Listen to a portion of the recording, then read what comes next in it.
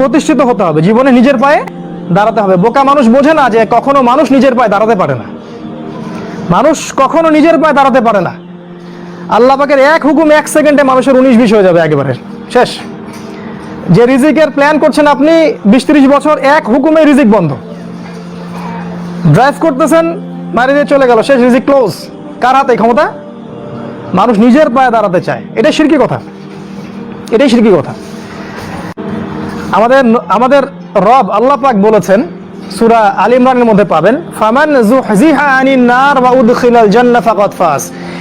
যাকে কিয়ামতের দিন জাহান্নাম থেকে বাঁচানো হবে এবং জান্নাতে প্রবেশ করানো হবে, এই ব্যক্তি হচ্ছে সফল, আর কেউ সফল না। সাফল্যের সংজ্ঞা বুঝতে পারলেন? আপনাকে শেখানো হয় জীবনে সফল হতে হবে, বড় হতে হবে। সাফল্যের সংজ্ঞা হচ্ছে এটা, আপনাকে পুল সিরাত পার হতে হবে, এটাই সাফল্যের সংজ্ঞা। কখনো প্রস্তুতি গ্রহণ করেছেন এটার জন্য? 20 বছরে 20টা সূরা মুখস্থ করেছেন? কথা বলেন, ভয় পাচ্ছেন? 20 বছরে 20টা সূরা কি মুখস্থ করেছেন কখনো? 20টা হাদিস বলতে পারবেন? 20 জন সাহাবীর নাম বলতে পারবেন? নবীজির 11 জন স্ত্রীর নাম বলতে পারবেন? নবী সাল্লাল্লাহু আলাইহি ওয়াসাল্লামের জীবনী গ্রন্থ 2টার নাম বলতে পারবেন? কি করলেন সারা 20 বছর ধরে পড়াশোনা করে? কি পড়লেন সারা 20 বছর ধরে? এই যুব সমাজ কি দাজ্জালের বিরুদ্ধে দাঁড়াতে পারবে কখনো? ইহুদি খ্রিস্টান মুশরিকদের যে ঐক্য, এদের বিরুদ্ধে এরা দাঁড়াতে পারবে? এরা আল্লাহর পথে জিহাদ করবে কখনো? তাই মনে হয় আপনার? সুবহানাল্লাহ।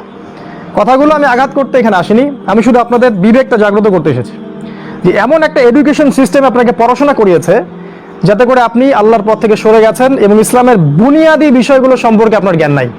ওযুর ফরজ কয়টা বলতে পারে না যুবক ছেলে, নামাজের ফরজ কয়টা, ওয়াজিব কয়টা বলতে পারে না।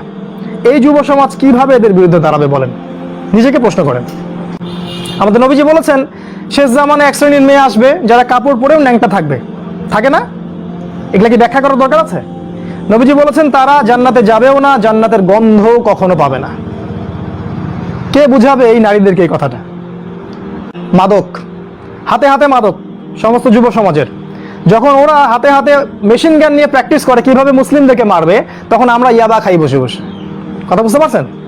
ওরা প্র্যাকটিস করে, ওদের যুবকরা প্র্যাকটিস করে কেমন করে মুসলিমদেরকে ব্রাশ ফায়ার করে মারবে। ওই যে মিয়ানমারে মারে নাই, কাশ্মীরে মারতেছে না, ওই যে সিরিয়া দেখবেন, আফগানিস্তান, লেবানন, সব জায়গায়।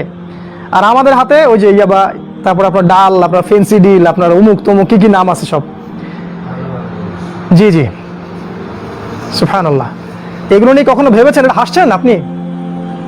লজ্জা হওয়া উচিত আপনার, লজ্জা করা উচিত যে যখন তারা আমাদের বিরুদ্ধে ঐক্যবদ্ধ, তখন আমরা এই নারী, এই মদ, এগুলো নিয়ে ব্যস্ত আছি। আর যারা এদের পিতামাতা, এরা সবচেয়ে অপদার্থ শ্রেণীর মানুষ এই পৃথিবীতে। এদের কবরে থাকা উচিত, এই পিতামাতাদের কবরে থাকা উচিত। যারা পরিবারকে ইসলামী অনুশাসন অনুযায়ী জীবনযাপন করতে পারে না, ব্যর্থ হয়, খালি খাও, হাগো আর এই বিয়ে শাদী করো, বাচ্চা পয়দা করো, এদের দ্বারা এই পৃথিবীর কোনো উন্নয়ন সম্ভব না। এদের দ্বারা মুসলিম উম্মাহ কেন, সমাজ, দেশ, জাতি কিছুই পাবে না। এরা আবর্জনা এই উম্মার জন্য। এরা মাটির তলে চলে যাওয়াই ভালো।